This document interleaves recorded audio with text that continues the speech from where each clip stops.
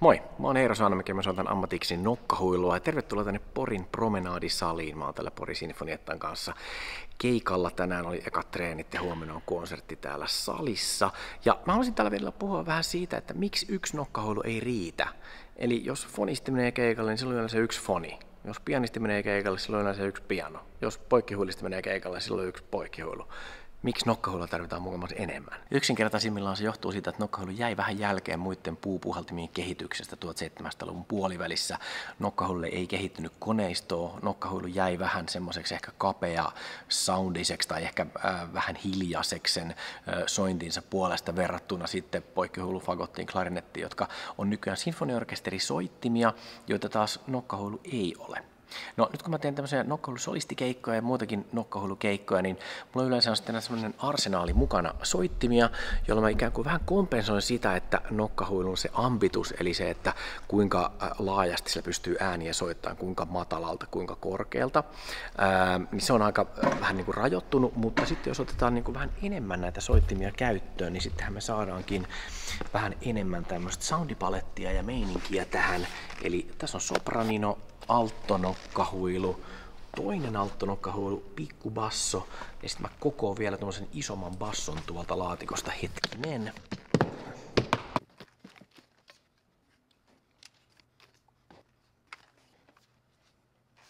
Näin, eli tässä on vielä tämmöinen C-bassonokkahuilu, jota tarvitaan tässä Kalevi Ahon nokkahuilukonsertossa. Nyt mulla onkin tässä yhtäkkiä 5 soitinta, joilla kaikilla on ihan erilainen soundi. Ne on kaikki ihan erinäköisiä ja niillä on myös vähän eri käyttötarkoitus tässä konsertossa. Ja sitten ylipäätään keikoilla, millä mä soitan, niin mä yleensä yritän käyttää tavallaan niin kuin joka teoksessa eri soitinta, jotta mä pystyn näyttämään semmoista mahdollisimman laajaa sointipalettia näillä mun nokkahuiluilla. Mutta kuunnellaan vähän miltä nämä soittimet kuulostaa. Lähdetään vaikka tästä C-bassosta liikkeelle.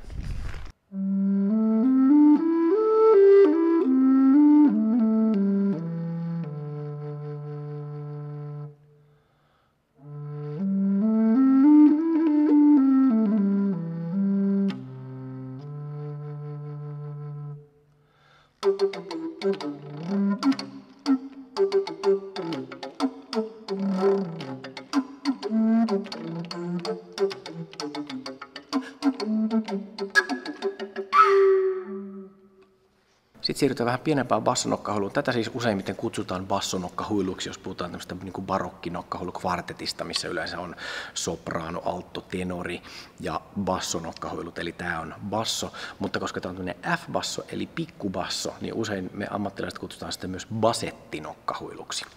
Ja nyt tätä voidaan siis soittaa näin, niin kuin tämä on koottu, että tässä on tämmöinen hattu ja sitten tämmöinen putki.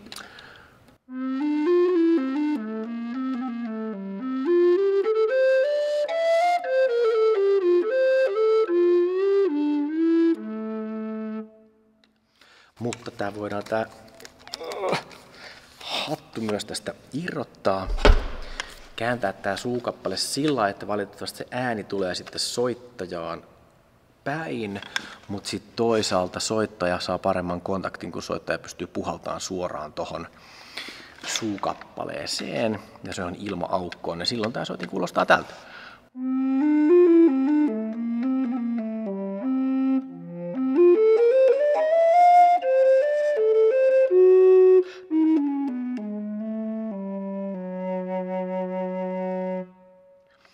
Eli voi olla, että yleisöön tämä ei kuulu tavallaan nyt tässä niin hyvin, että sen takia mä joudun usein käyttämään hattusysteemiä, mutta kun balanssiongelmia ei ole, niin mä käytän paljon mieluummin tätä soitinta tällä, että se suukappale on käännetty mun itseni päin. Tässä mulla on 2 alttonokkahuilua. Tämä on moderni alttonokkahuilu, Eagle-nokkahuilu, joka on Adriana Braukinkin keksimä. Ja sitten tässä on tämmöinen barokkihenkinen nokkahuilu. Eli yleensä tämmöiset barokkinokkahuilut on jonkun tavallaan barokin aikalaisrakentajan kopioita.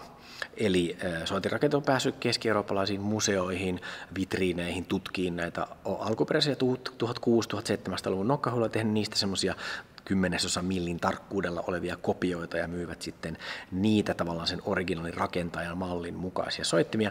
Tämä kyseinen on vähän tämmöinen niin barokki-fantasia-soitin, jonka on kehitellyt amerikkalainen Thomas Prescott, ja sitten tämä on vielä käynyt tuolla Tanskassa sellaisella Nikolai Ronimuksella vähän muokattavana soundillisesti. Mä tykkään tästä soundista enemmän. Tässä on semmoinen suloinen ääni, nokkahuilu on alun perin flauto dolce italiaksi, suloinen huilu. Ja tässä on tosiaan ehkä ei ole niin valtavan suuri ääni, mutta hyvin kaunis, joka sopii semmoisiin herkkiin jaksoihin, mitä tässä Kalevi Ahon konsertossakin toki on.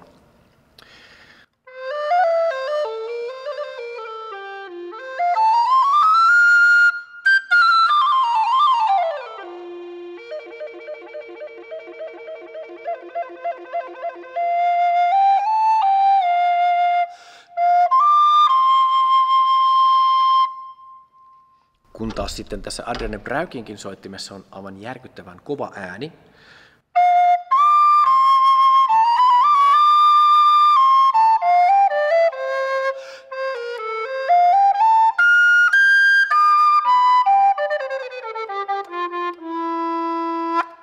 Ja sillä pääsee myös tuonne ala-eehen, kun normaalisti alttanokkahuilu pääsee vaan F:ään.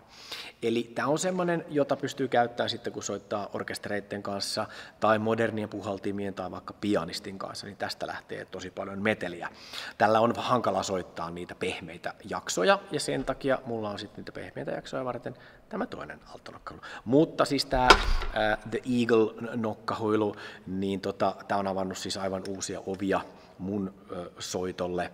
Eli mä oon pystynyt tosiaan tekemään paljon keikkoja niin kuin modernien soittajien kanssa, modernien soittimien kanssa tämän soittimen avulla. Hei, toivottavasti sulla on tämä kanava jo tilauksessa. Jos ei ole, niin nyt on oikea hetki tietenkin tilata tämä kanava ja painaa samalla tälle videolle peukkua ylöspäin. Mä oon tosiaan tällä viikolla konsertoimassa täällä Porissa Porisinfoniettan kanssa, mutta ensi viikolla 9.3. eli lauantai kello 15. mulla on Helsingin musiikkitalossa Nokkahuilu Guru-niminen soolonokkahuilukonsertti, jossa mä soitan 10 erilaista nokkahuilua. Eli soitan näitä kaikkia, mitä mä tässä nyt esittelen. Näitä kaikkia tarvitaan nimittäin Jukka Linkolan uudessa pianonokkahuilusonaatissa, joka kantaistaan täällä mun konsertissa, mutta siellä konsertissa mä soitan myös keskiajan musiikkia keskiaikaisella nokkahuilulla ja paljon muuta. Kannattaa tulla sitä tsiikaamaan. No niin, nyt meillä on tässä vielä pari soitinta jäljellä. Itse asiassa tässä Ahon biisissä tarvitaan enää tätä sopraninoa.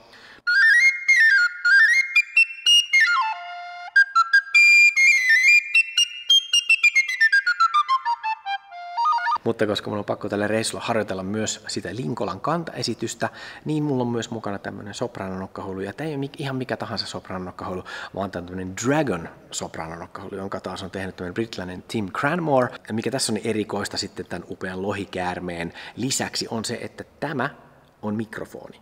Eli tähän pilliin voi suoraan liittää piuhan, ja sitten kun se piuha liitetään vahvistimiin, niin tämäpähän tulee sitten vahvistettuna tämän soittimen ääni.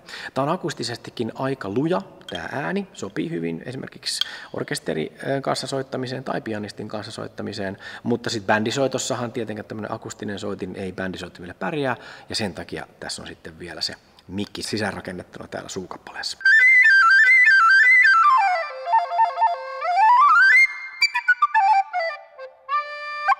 Sitten jos keikka menee hyvin, niin mä oon sitä varten treenannut pienen enkoren, jossa mä sitten yleensä käytän tämmöistä tenorinokkahuilua. Tää on tämmöinen moderni tenori, minkä soundia pystyy vaihtamaan tämmöisestä hyvin suhisevasta, vähän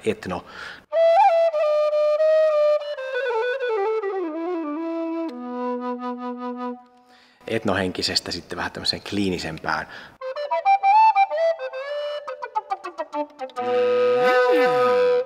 Tällä voi sitten tehdä kaiken maailman kikkoja, ja sitten tuon tenorin lisäksi mulla on tietenkin vielä mukana tällaisia, mutta mäpä en kerrokaan mitä nämä on, vaan sun pitää ihan itse tulla kuuntelemaan mun keikkoja. Tänä keväänä mä oon myös Lapin ja Kuopion orkestereiden solistina, ja sen lisäksi mulla on vielä tietenkin kesällä ja syksylläkin tulossa lisää keikkoja, joten pistä kanava tilaukseen, videolle peukkuja ja nähdään keikoilla. Moi!